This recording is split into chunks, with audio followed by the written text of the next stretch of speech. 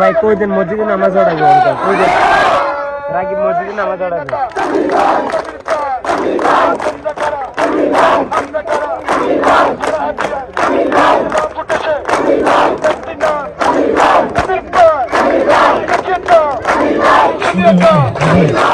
তিনবারের সাবেক প্রধানমন্ত্রী দেশনেত্রী বেগম খালেদা জিয়া উনি অসুস্থ, উনি হাসপাতালে আছে। আপনারা সবাই ফয়সাল ভাই বলছে আপনারা সবাই দেশনেত্রীর জন্য 2 রাকাত নামাজ পড়ে আপনারা দোয়া করবেন, মন থেকে দোয়া করবেন।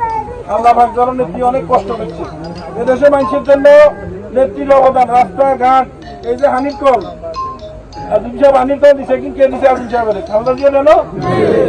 এই যে হানিফ কল থেকে শুরু করে স্যানিটারি ল্যাট্রিন, রাস্তাঘাট উনি নিজে কয়েকবার এসছে। হাতিয়া পৌরসভা, তমলজির বাঁধ, হরনিসানন্দিনের সব কিন্তু খালেদা জিয়া করা। হাতিয়ার মানুষের খালেদা জিয়ার প্রতি নিয়ে শেষ নাই করছে। উনি যাতে সুস্থ থাকে এবং আমাদেরকে উনি যাতে নেতৃত্ব দিতে পারে, আমরা সবাই এগিয়ে যাবো। আপনারা সবাই ভালো থাকবেন। খালেদা জিয়া জিন্দাবাদ, তারুণ্যের অহংকার, তারেক রহমান জিন্দাবাদ।